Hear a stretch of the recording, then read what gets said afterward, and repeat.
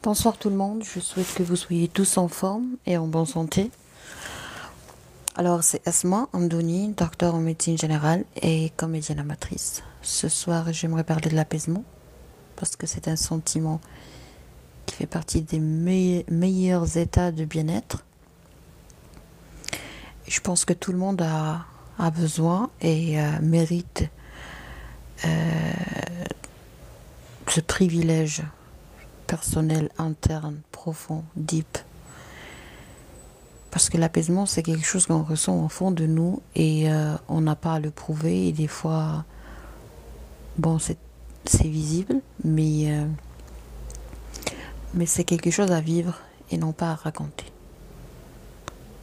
Alors, donc avant de commencer, je vais vous dire que je vais vous souhaiter un joyeux Noël déjà.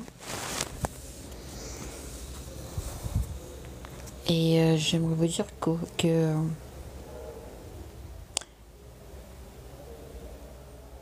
des fois, ça prend du temps pour comprendre que la vie est courte. Elle est très courte. Elle est trop belle. Et l'être humain est fait pour vivre en société. On est fait pour vivre avec les autres. Donc c'est notre devoir d'apprendre à vivre avec les autres. C'est pas évident tout le temps, ça je le sais. Et puis voilà.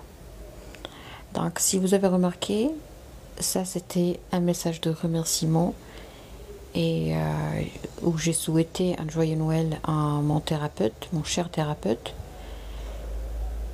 Alors, vous avez vu, bonjour docteur, je commence par vous souhaiter un joyeux Noël. Vous avez marqué l'an 2024. Devenir la meilleure version de soi n'est pas facile. Je vous remercie pour votre professionnalisme, honnêteté, compétence. Vous êtes le roi de l'hypnose ericksonienne au Maroc. Mohamed Bayaoui, www.hypnomind.com, ça c'est le site, au cas où vous aurez besoin de faire soit une thérapie, soit des soins. Alors là, je vais vous expliquer la différence entre des thérapies et des soins. Alors, en bas, j'ai écrit, c'est le résultat qui parle. Tous mes respects. Docteur Asma Amdouni, qui est moi. Ce qui est magnifique dans la vie d'un médecin, c'est que on ne croit à rien. On ne croit qu'à ce qui est concret. Nous, on a fait des études et on a un esprit scientifique expérimental. Du coup, on ne juge parfait que ce qui a été touché, ce qui a été concrétisé, ce qui a été vécu. Alors ça, c'est un caractère merveilleux, dur, mais très très très utile pour nous. C'est-à-dire que si par exemple j'examine un patient et que ce patient a des signes d'anémie, je fais le bilan pour objectiver cette anémie. Donc je ne précipite pas pour prescrire un traitement martial, c'est-à-dire un traitement de fer. Je ne précipite pas pour demander ou recommander ou prescrire un traitement martial. Non, j'attends une preuve, j'attends à mettre en évidence par un bilan son anémie et avoir une idée sur l'origine, les caractéristiques et beaucoup de choses. Même chose pour les thérapies et pour les soins. Je pense que un médecin, il sait très bien ce qu'il fait quand il sollicite un professionnel de santé psychico-mentale, soit dans le cadre de maladies, soins, maladies et traitements, ou soins et apaisement et bien-être. Mais j'ai une petite remarque, une toute petite remarque par rapport aux thérapies dans la médecine 5 étoiles. Parce que c'est pas normal de faire de la sensibilisation dans le domaine de la médecine 5 étoiles et de ne pas en profiter, de ne pas s'en servir. Alors je commence par moi-même. C'est exactement ce que j'ai fait. J'ai bénéficié d'une thérapie supplémentaire et de soins supplémentaires en matière d'hypnose ericksonienne que j'ai jamais fait. J'avais l'habitude de faire de l'hypnose EMDR et c'était pour la première fois que je découvre ça. J'ai déjà fait de la PNL, de la programmation neurolinguistique, de la psychothérapie, mais sincèrement, l'hypnose ericksonienne, c'est pour la première fois. Je pense que je vous ai déjà raconté mon histoire avec le EMDR bien avant. C'était dans un live qui parle de l'hypnose, de se libérer de l'emprise, si je ne me suis pas trompée. Alors, ce type de soins ou de thérapie, l'hypnose ericksonienne, c'est un domaine c'est un océan, c'est un monde, c'est un univers. Alors, bonsoir. Alors, pour être honnête, je vais vous dire quelque chose. Je pense que pour bénéficier d'un soin ou d'une thérapie 5 étoiles, il faut quand même avoir un certain bagage. Ou avoir je dirais, une fondation. D'accord? Une fondation sur plusieurs plans. D'abord sur le plan éducatif. Je pense que la personne qui veut bénéficier d'une thérapie doit être une personne polie et bien éduquée. La politesse est obligatoire. Parce que quand on s'adresse à un thérapeute, et quand on s'adresse, merci, quand on s'adresse à un thérapeute, et quand on veut profiter du savoir d'un thérapeute, je pense que ça serait très magique de votre part, et très miraculeux de votre part, d'être poli et bien éduqué. Ni plus ni moins. Aïe. Alors je pense que la gentillesse n'est pas obligatoire. Mais l'éducation, la politesse, la bienveillance et la courtoisie, c'est juste magnifique. Alors je vais partager avec vous quelques conseils pour bénéficier pleinement de ce type de thérapie. Premièrement, la politesse. Deuxièmement, la bienveillance. Bienveillance par rapport à quoi? Bienveillance par rapport à l'énergie que vous allez recevoir. Des fois, on bloque l'énergie. Des fois, on ferme toutes les portes qui nous permettent d'accéder au bonheur, d'accéder à la thérapie et d'accéder à l'énergie du thérapeute. Un exemple très simple. Lorsque le thérapeute vous pose une question, vous devez d'abord être préparé.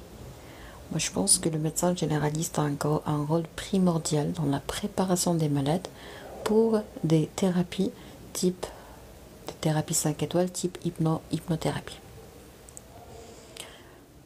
C'est-à-dire que lorsque le thérapeute, par exemple, vous pose une question, vous devez normalement répondre à cette question. Quand la question vous paraît bizarre, vous devez savoir que vraiment cette question est bizarre. Alors ce sont les questions bizarres qui nous poussent à se réveiller d'abord de notre hypnose, parce que nous, des fois, on est déjà hypnotisé. Exemple, les réseaux sociaux, Internet, les smartphones, les écrans en général, ça c'est déjà une hypnose. Alors pour pouvoir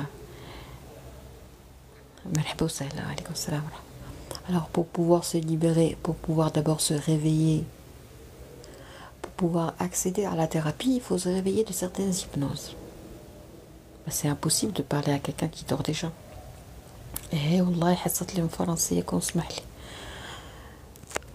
Alors vous voulez bénéficier d'une thérapie, ok, vous devez la comprendre, ou de vous réveiller d'une autre hypnose ou de plusieurs hypnoses. D'accord? Alors,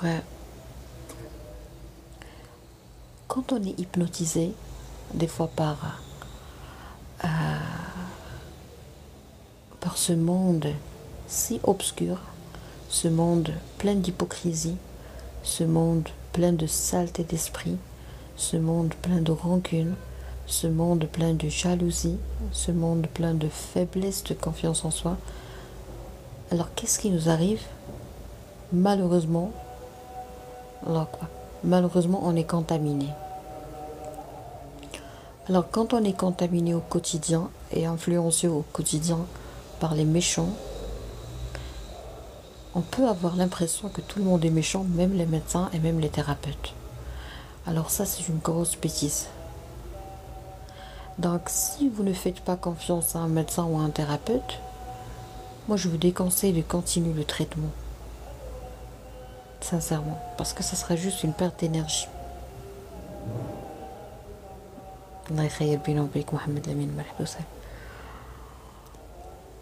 Alors là, je vais m'expliquer d'une façon très transparente et très claire pour vous faciliter les choses et simplifier la compréhension. Vous m'avez hypnotisé. Je suis désolée, Sidi Ismail, je ne l'ai pas fait exprès, mais je suis arrivée à un certain stade d'apaisement. Du coup, je ne peux pas parler autrement.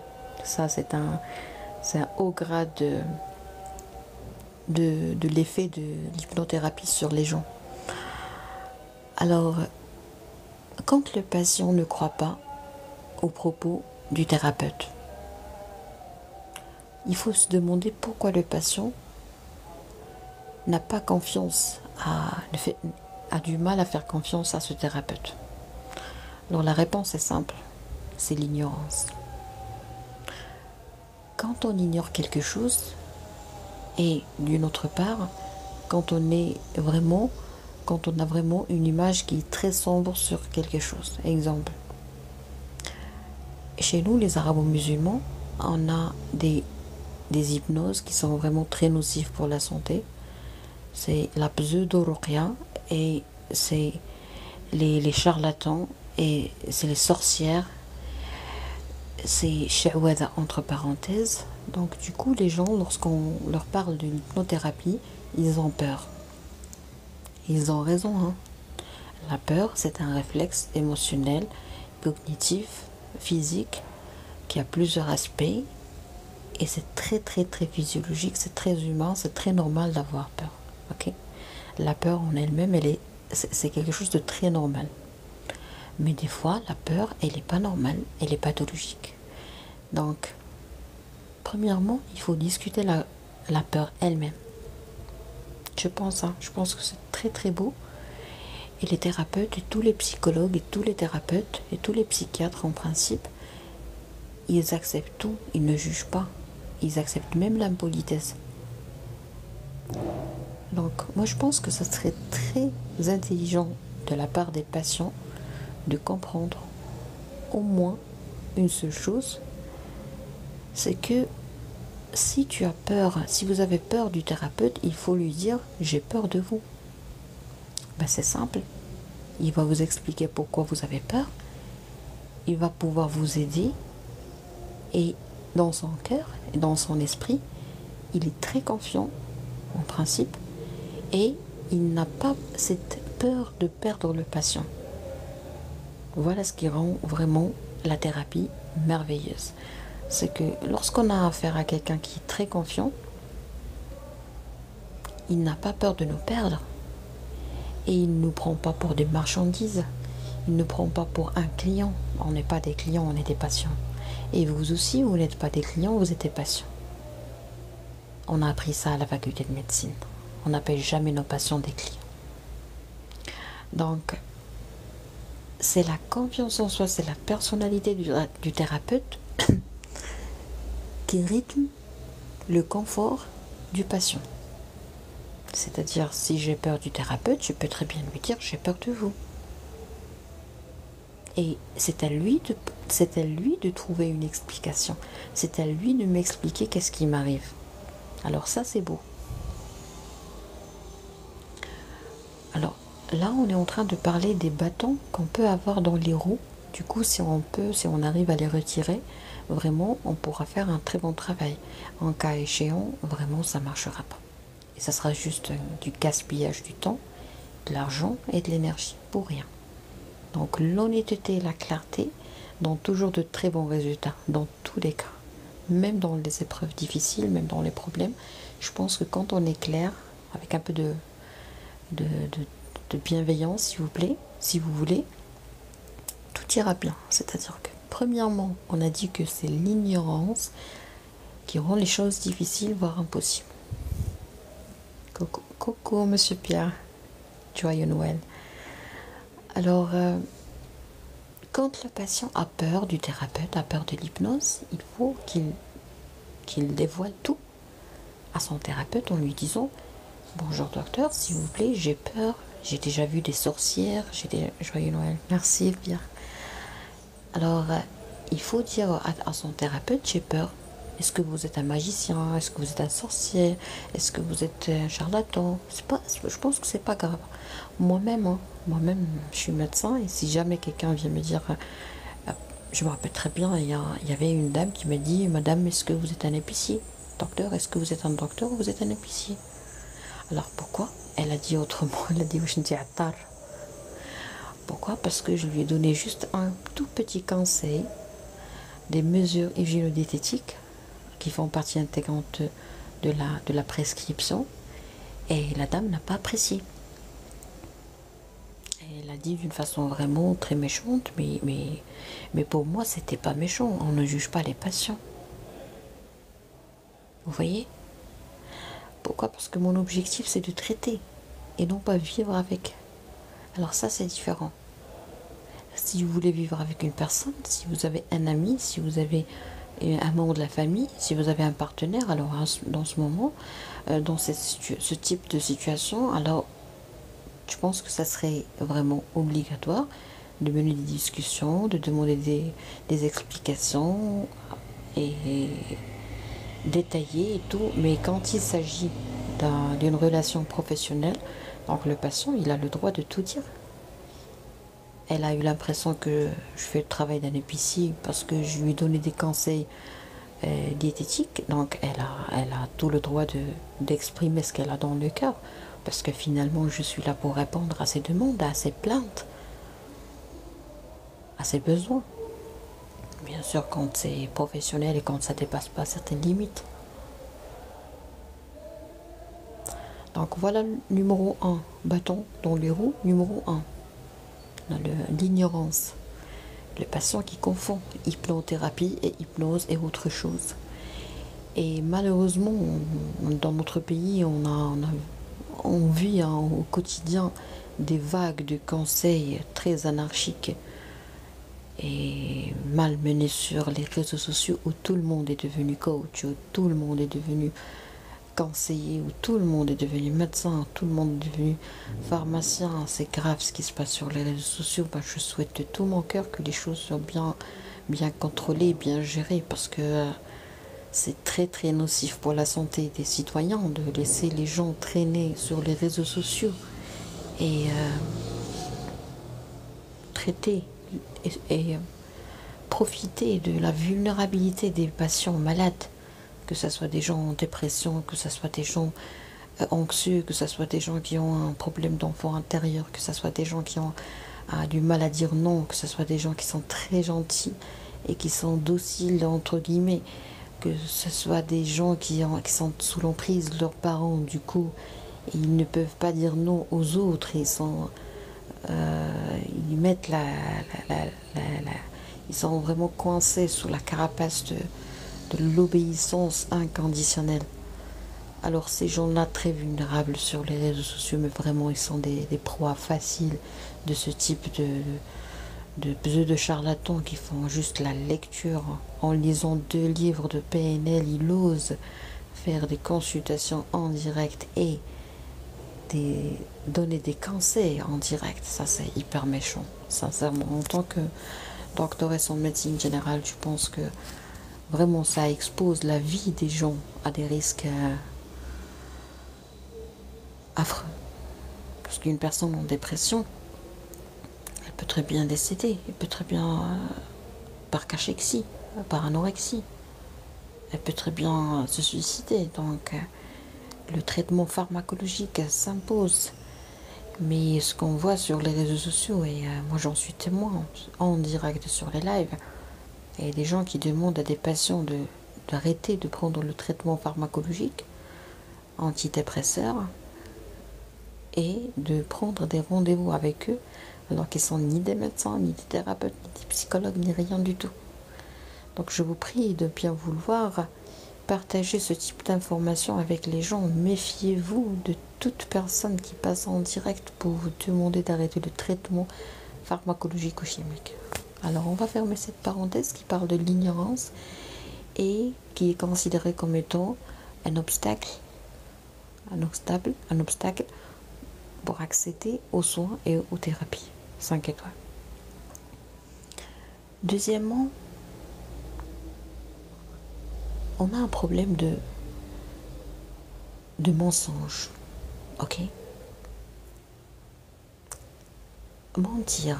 Alors, quand on ment à une personne, ça n'a pas le même poids que de mentir ou de cacher, pour ne pas utiliser un terme assez dur.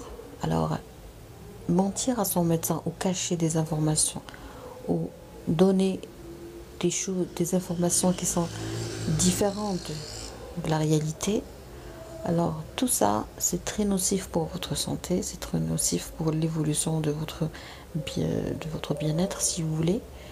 Donc du coup, je pense que ça mérite de s'arrêter un petit moment pour savoir pourquoi est-ce que le patient cache des choses ou ment. Il a peur. Mentir, c'est avoir peur. Ok? On va rester très optimiste et on va croire que la personne n'est pas une manipulatrice qui veut jouer avec le médecin. On va se dire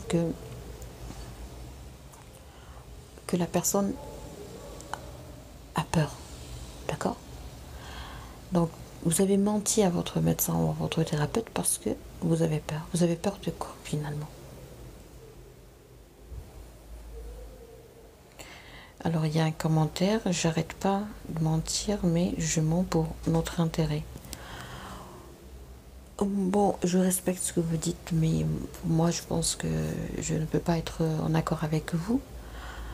Parce que chacun de nous connaît son intérêt, connaît ce qui est bien, ce qui n'est pas bien pour lui. Et si c'est pas le cas, c'est-à-dire que la personne n'est pas aussi mûre, mature, sage, majeure et vaccinée. Donc, tout ce qui est basé sur les mensonges, c'est quelque chose de très weak, de très fragile. Et c'est quelque chose qui va toujours conduire à des erreurs, à des problèmes. D'accord? Bon, ça c'est mon avis, mais je respecte le vôtre. Alors, on a dit que les mensonges, mentir à un thérapeute. Pourquoi vous payez? Moi, je n'accepterai jamais de payer, de donner mon argent à quelqu'un alors que je vais lui mentir. Ou je vais cacher une information très importante. Si je vais cacher une information très importante à mon thérapeute ou à mon médecin, ben, je ne le paye pas.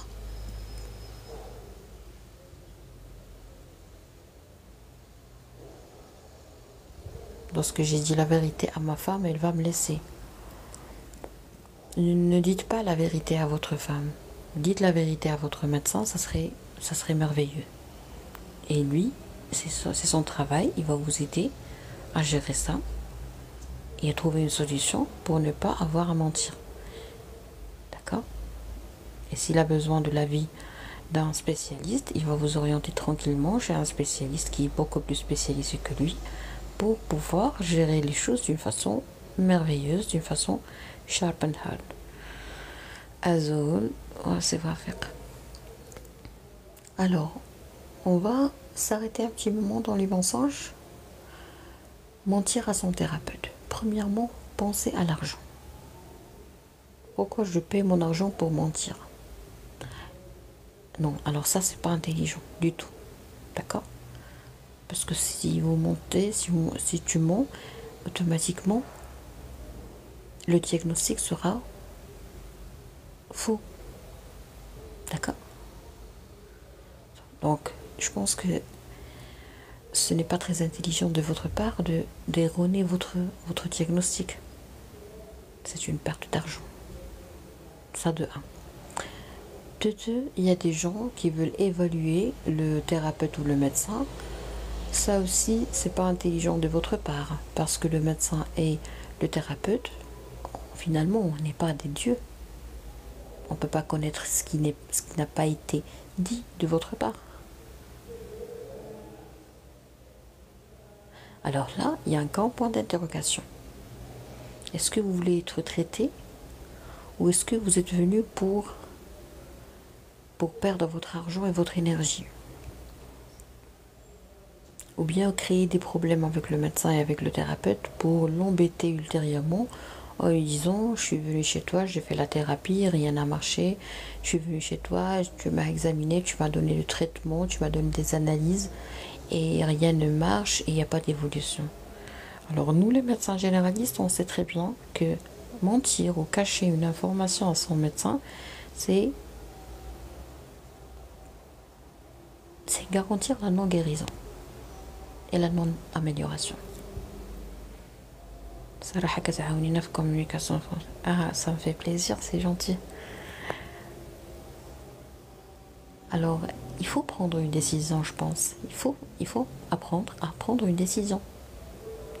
C'est-à-dire, vous allez prendre un petit bout de papier et vous allez poser une question, ou je vous invite à acheter un agenda, parce que moi je le fais. D'ailleurs, c'est mon agenda sur lequel j'ai écrit ces beaux mots. Vous prenez votre agenda, votre stylo, à condition que l'agenda soit caché dans un, ou soit vraiment préservé dans une place où vraiment personne ne peut y accéder. D'accord? Si ce n'est pas le cas, ben, je vous invite à écrire dans des papiers et les brûler ultérieurement. Tout de suite. D'accord? Nous, les médecins généralistes, on est comme les commissaires, on fait attention à tous les détails. Parce que si vous avez des soucis, si vous avez quelque chose qui picote, quelque chose qui brûle dans votre cœur, et en plus vous l'écrivez, il y a quelqu'un qui vient faire dans vos affaires, et en plus il le lit pour vous embêter, alors là, ça serait encore plus dangereux. Il vaut mieux garder ça dans votre cœur que de l'exposer à une autre personne qui va s'en moquer. Si vous n'avez pas un coffre chez vous, si vous n'avez pas un placard chez vous, ou armoire, ou quoi que ce soit, inaccessible par les autres, je pense que ce serait très nocif pour vous, très dangereux de partager ça indirectement et à votre insu avec les autres. Très bien. Alors, je vous invite à acheter un agenda et à écrire une question, et après vous allez répondre à cette question. C'est-à-dire, vous allez vous poser une question: qu'est-ce qui m'empêche d'avancer? Ben, ça, je le fais quand j'accompagne les adolescents depuis bien longtemps. Et il écrit, par exemple, je lui demande d'écrire: qu'est-ce qui m'empêche d'avancer? Et quand l'adolescent répond, mais sincèrement, il trouve qu'il n'y a rien qui l'empêche d'avancer. Vraiment, l'écriture est une thérapie, vraiment. Donc, quand on écrit, on a comme l'impression qu'il y a quelque chose qui sort du cœur. Comme du pu qui sort. Comme du liquide très chaud qui sort. Des fois comme de l'électricité, comme un courant, comme une électrocution. Tout dépend de l'état et du débit, si vous voulez, de l'extériorisation des choses que nous avons dans le cœur. Alors moi, je me rappelle très bien, un jour, j'ai fait une séance d'hypnothérapie ericksonienne et j'ai senti, j'ai eu le sentiment d'avoir été opérée. Et c'est comme si on a retiré un sac de mon ventre. Et la place est restée vide. Et après, j'ai senti qu'il y a comme une sorte de plaie qui saigne toujours. Et puis voilà, le thérapeute m'a demandé de faire quelque chose d'autre.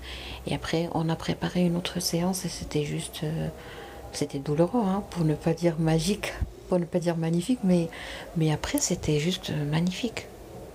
Je me suis débarrassée de quelque chose qui me faisait mal dans le ventre. Écoutez, toutes les émotions sont coincées dans votre ventre.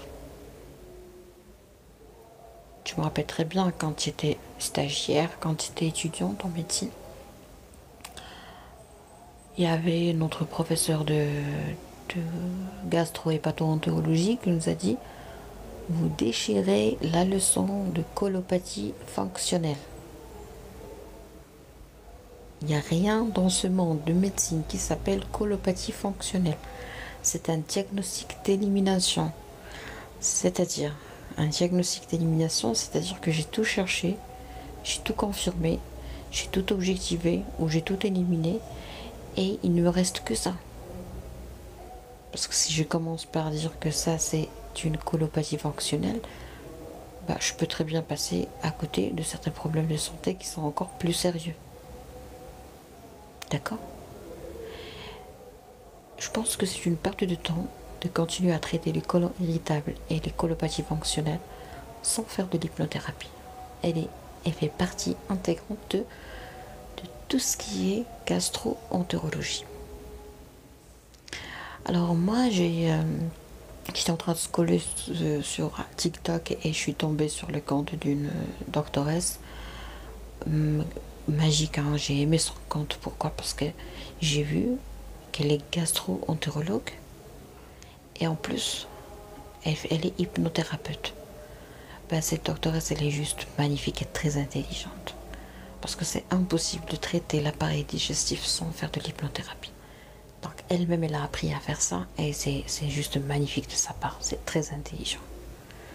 Elle est marocaine. Il y a un autre docteur, je pense en psychiatrie, qui a étudié la nutrition diététique.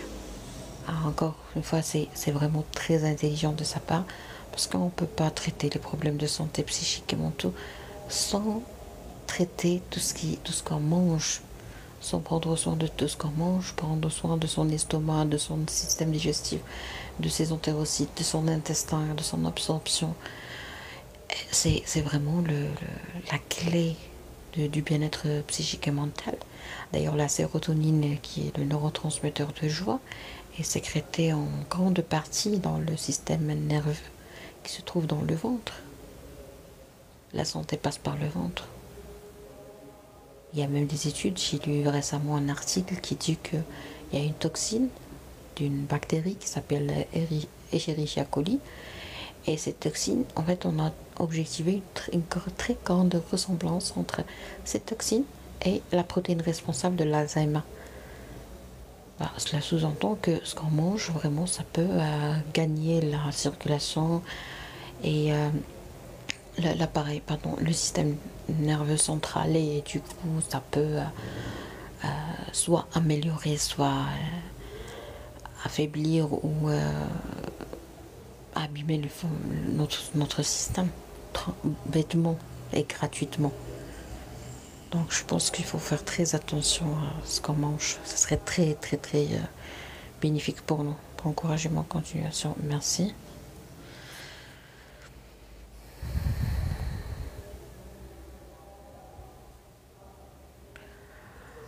D'accord.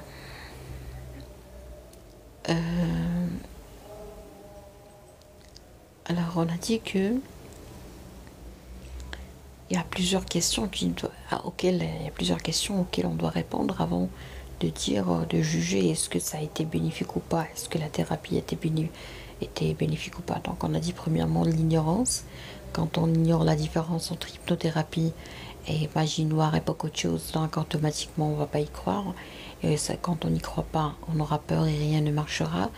On a dit deuxièmement que mentir à son médecin ou cacher des informations très utiles, c'est pas intelligent du tout de la part du patient.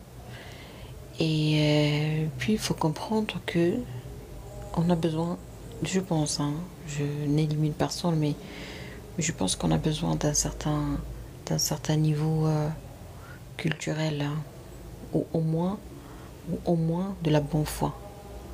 C'est-à-dire, si vous avez un certain niveau culturel, si vous avez développé plusieurs dimensions d'esprit, donc automatiquement, si vous avez par exemple voyagé à l'étranger, dans les pays développés, ou vous avez fait beaucoup de lectures, même ici, ou si vous avez accédé à plusieurs thérapies auparavant, si vous avez des connaissances, des amis, médecins, docteurs, professeurs en médecine, beaucoup de choses. Donc je pense que à ce moment-là, la thérapie sera très utile pour vous, parce que vous n'avez pas ce souci, parce que les doutes affaiblissent tout. même la volonté de guérir. Parce que la volonté de guérir, c'est la clé. Si on n'a pas ce désir, cette volonté très très très importante et intense de guérir, jamais on n'y arrivera. Mais pour pouvoir avoir cette volonté de guérir, il faut avoir du savoir. Il faut savoir qu'est-ce qui se passe et qu'est-ce qui va se passer. Donc quand on a quand même un certain bagage, on peut croire, et au lieu de se concentrer, de gaspiller trop d'énergie dans le doute, cette énergie sera consommée et investie dans la concentration sur la thérapie. C'est très important de comprendre ce point. Pour les gens qui sont analphabètes, qui n'ont pas un très grand bagage scientifique, des fois ça peut marcher à fond. Comme ça peut ne pas marcher avec une personne qui est bien cultivée, entre parenthèses, émancipée et bien scolarisée avec un certain niveau scolaire assez important, des diplômes et tout. Donc pourquoi cette personne analphabète et entre parenthèses ignorante va pouvoir bénéficier pleinement de cette thérapie alors que le diplôme est non? Eh bien tout simplement parce qu'il y a de la croyance. Croire à quelque chose, c'est l'avoir, c'est l'atteindre. Croire à un objectif, à un rêve, c'est l'atteindre. Ben ça, je le dis avec un esprit sportif. J'aimerais vous dire que quand tu crois à quelque chose, tu le fais. Ça devient facile, faisable, facile. C'est la croyance qui attire. Quand on parle de loi d'attraction, mais qu'est-ce que vous allez attirer? Vous allez attirer des choses qui sont déjà dans votre cœur, déjà dans votre esprit. L'agriculteur, il fait confiance à Dieu, au destin, à la nature. Il met, même si ça pleut pas, même si il y a risque de sécheresse de beaucoup de choses, donc qu'est-ce qu'il fait? Ben, il porte ses bottes. Pourquoi? Parce que dans son cœur, il se dit, il va pleuvoir. Il va pleuvoir. Et quand il ne pleut pas, c'est pas la fin du monde. Il baisse pas les bras. Ça, c'est la volonté. C'est un peu la folie. Alors, moi, j'aime beaucoup la folie. J'aime les fous. Moi, j'aime beaucoup la folie. Écoutez, je pense que j'ai déjà animé un live, un épisode qui parle des rêves. Et j'ai dit que parmi les caractéristiques, les principales caractéristiques d'un rêve, c'est trop fou. Ben, si vous n'avez pas encore touché, ou si vous n'avez pas encore mis vos pieds sur la planète de la folie, ben, croyez-moi, vous avez raté beaucoup de choses. Donc, la loi d'attraction, c'est avoir la folie, la folle volonté d'arriver, de faire, de réaliser. Voilà, c'est un niveau de folie. C'est croire à quelque chose qui n'existe pas. Écoutez, notre subconscient a un pouvoir extraordinaire. Tu es en train de lire un livre, tu viens de commencer la lecture d'un livre qui s'appelle Le pouvoir du subconscient. J'ai aimé la première partie, je suis toujours au début, mais c'est gravement bizarre et incroyable comme idée, et ça c'est vrai, hein. Chez nous les musulmans, c'est vrai. Quand on croit à Dieu, en Dieu, et vraiment il peut tout nous réaliser. C'est la volonté, c'est la force des croyances, et c'est pas donné à tout le monde. Bonsoir tout le monde. D'accord? Donc si vous n'avez pas cette folie de vouloir, de désirer, de rêver, donc automatiquement vous n'allez pas pouvoir, vous allez vous priver du plaisir de rêver et de parler avec votre enfant intérieur, parce que les hypnothérapies, c'est parler avec son enfant intérieur. Imaginez, c'est revivre une scène qui est toujours là, qui est toujours enregistrée dans votre mémoire, d'ailleurs dans nos mémoires. Vous savez que dans l'hypnothérapie, on revit la scène. On ne la voit pas, on la revit. C'est-à-dire que tu auras l'impression que tu as une petite taille, tu auras l'impression que tu as les mêmes sentiments par exemple de peur, de faiblesse, que tu peux pas sortir seul, que tu peux pas voyager seul. D'accord? Que pensez-vous du nouveau plan familial? En fait, je n'ai aucune idée parce que nous, les médecins, on ne fait pas très attention à ces choses-là. Nous, les médecins, on travaille surtout sur la bonne santé, la santé de la famille, le bon déroulement des choses, sur l'amour, sur la tendresse. Et en médecine générale 5 étoiles comme ce que je fais, je pense que l'amour est le moteur, que ce soit durant le mariage ou même après divorce. Bon, moi, je souhaite pas que les gens soient divorcés, mais des fois, le destin a un autre avis, a une autre décision. Et moi, je connais pas ces choses-là, sincèrement. J'ai pas gros chose à vous dire, mais je pense que l'amour doit être semé et vous devez absolument apprendre à gérer et à traiter et à prendre soin de votre santé mentale et psychique avant de vous allier, avant de vous marier. Et quand on investit dans le développement médical professionnel, on a du mal à choisir un partenaire nocif. Ok, excusez-moi. Non, non, vous n'avez pas à être à vous demander des excuses. Mais en fait, c'est pas un hors sujet parce que notre sujet déjà, ça parle de l'hypnothérapie, la qualité de la vie et tout. Et je pense que c'est très important. Bonsoir, c'est Ibrahim. Je pense que c'est très important de savoir un truc. Ça, c'est une astuce, un conseil en or que je vais partager avec vous. Bonsoir, Lasma. Écoutez-moi très bien.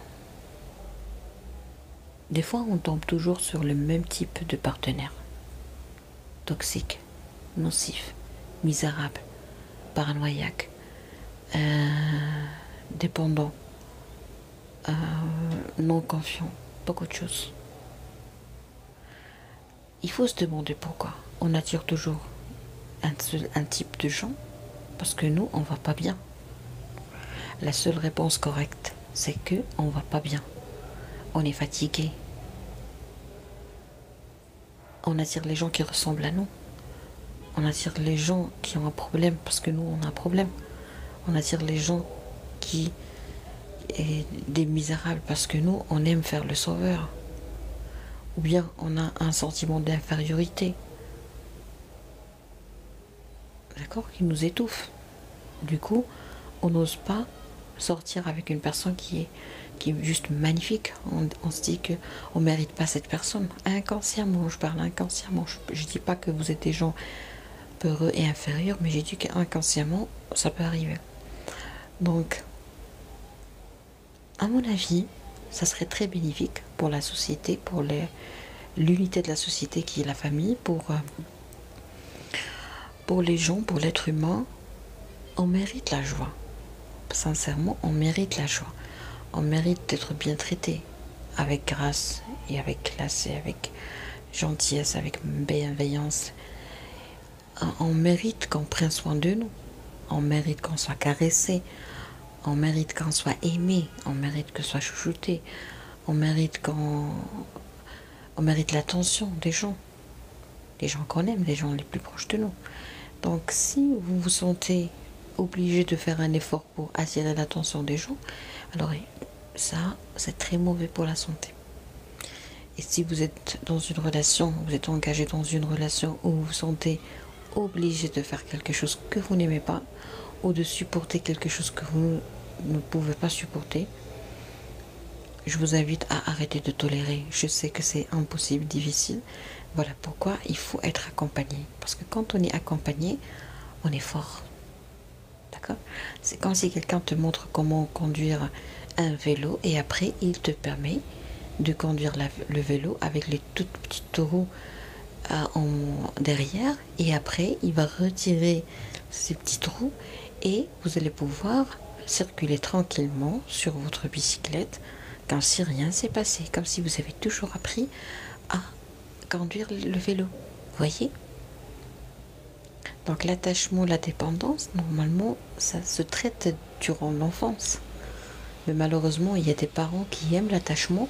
Pourquoi? Parce qu'ils veulent des enfants obéissants. Et pourquoi vous voulez des enfants obéissants? Parce que vous n'avez pas été bien éduqués. Mais on ne peut pas dire à ses parents, vous n'êtes pas bien éduqués. Parce que finalement, ils nous aiment, ils ont tout fait pour nous. Peut-être qu'ils n'ont pas pu tout faire, mais ils ont fait tout leur possible pour qu'on soit bien nourri, bien protégé, bien habillé, beaucoup de choses. Apprendre à lire, à écrire, avoir un diplôme, ou au moins être indépendant sur le plan financier. Donc il faut absolument apprendre à se réconcilier avec ses parents, à pardonner pour pouvoir sauter. Mais quand je dis pardonner, ça ne veut pas dire pardonner tout seul. Il faut pardonner après avoir tout traité, tout géré, tout digéré, tout extériorisé, parce qu'il faut faire de l'hypnothérapie pour parler avec son enfant intérieur, parler avec ses parents, beaucoup de choses, et apprendre d'abord à exposer. Je me rappelle très bien, il y avait un professeur en médecine, en chirurgie, qui nous a dit, qu'il n'a jamais cessé de dire que la chirurgie, c'est l'exposition. C'est-à-dire que si tu n'as pas assuré une bonne exposition des structures et des organes ou de la partie que tu vas opérer, il faut pas opérer, il faut pas couper. C'est pas normal. Tu prends la lame, je coupe, je fais une incision et la structure n'est pas bien exposée et elle va glisser en profondeur et moi je n'ai pas tout. Mais je peux perdre le patient. Il faut que ce soit bien exposé pour tout contrôler, tout maîtriser. Ben, c'est la même chose. L'hypnothérapie ou les thérapies 5 étoiles, parce qu'il y en a d'autres types. Alors l'hypnothérapie ericksonienne et les hypnothérapies en général, c'est de la chirurgie émotionnelle. Du coup, il faut assurer une bonne exposition et il faut suivre les étapes de la chirurgie, c'est-à-dire que il y a une consultation préopératoire d'anesthésie. Il y a des fois des réunions de concertation pluridisciplinaire, c'est-à-dire que des fois on a besoin de plusieurs spécialistes pour nous dire est-ce que le patient peut être opéré ou pas. Et le réanimateur, c'est parce que c'est lui qui va anesthésier, qui va faire dormir le patient, ben c'est à lui de décider est-ce qu'il peut l'endormir ou pas. Parce qu'il y a des patients, si on arrive à les anesthésier, ils peuvent ne pas se réveiller. Ils ont un cœur qui est faible, ils ont des poumons qui sont faibles, ils ont un problème neurologique qui ne peut pas supporter l'acte opératoire ou d'autres contre-indications relatives au absolu. C'est-à-dire qu'on n'opère pas comme ça. Voilà pourquoi les thérapeutes, des fois, ils vous disent non, je ne peux pas vous faire la thérapie parce que vous avez besoin de voir votre psychiatre en premier, parce que vous avez besoin de voir votre médecin généraliste en premier. Il n'est pas obligé de vous faire l'examen clinique ou de vous donner des médicaments parce que ce n'est pas son travail. Donc s'il refuse de vous faire une thérapie ou des soins, cela veut dire qu'il est bravo à lui parce qu'il sait très bien ce qu'il fait. D'accord? Ben, je souhaite avoir été si claire avec vous et avoir été si utile avec vous, comme a dit la dame moment pour la communication, pour voilà, enfoncer. Et je tiens à remercier toute personne qui a participé à mon encouragement. J'aimerais encore une fois remercier Dr Mohamed Bayaoui pour sa compétence, hein, tout simplement. Parce que je vais redire la chose la plus précieuse sur cette page, c'est le résultat qui parle. Bonsoir, c'était Hamza. C'est le résultat qui parle. Parce ce qui m'intéresse moi dans une thérapie, c'est la version finale de la personne confiée à ce thérapeute. D'accord? Moi, je suis très satisfaite de mon résultat. Et je continue encore à m'améliorer. Et j'invite toute personne, dans n'importe quel pays, dans n'importe quelle zone, dans n'importe quelle city, ville. C'est pas obligatoire de travailler avec ce monsieur, non. Ce qui est merveilleux, c'est de s'aimer. Je vous invite à vous aimer. Je vous invite à dire je suis important. Je sais que c'est difficile, je sais que ça paraît des fois dingue de dire je suis important. Oui, ça c'est vrai. Parce qu'il ne faut pas se mentir. Je ne peux pas dire je suis importante. Alors que dans mon cœur, il y a une voix très petite, très infantile qui dit t'es moche. Qui dit t'es pas importante. Qui dit tais-toi. C'est cette voix au fond de vous qui vous coince et qui vous empêche de sentir que vous êtes importante. Donc l'hypnothérapie, c'est une clé pour pouvoir ouvrir cette boîte noire qui garde toujours une cassette, si vous voulez, mise en marche, qui dit toujours tu es nul, tu es nul, tu es nul. Ce que tu as entendu durant ton enfance restera toujours gravé dans ton cœur. Du coup, qu'est-ce qu'il faut faire? Il faut ouvrir cette boîte noire, faire sortir ce pu que vous avez dans le cœur, et puis le remplacer par autre chose. Semer tes grains,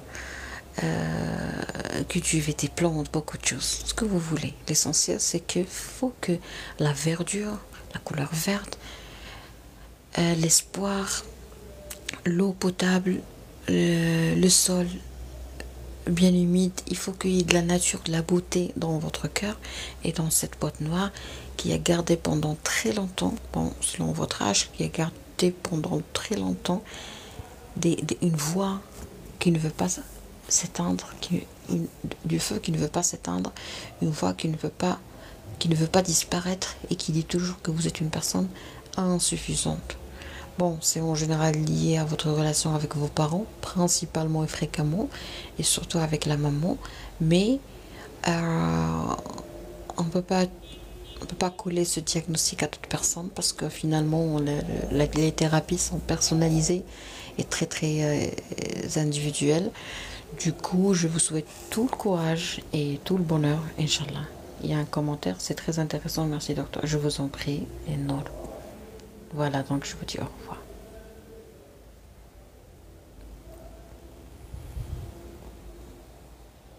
Ah oui, avant de terminer, j'aimerais vous dire que j'enregistre actuellement, j'enregistre régulièrement les rediffusions sur ma chaîne YouTube qui porte le même nom et sur Facebook pour les gens qui n'ont pas de Wi-Fi.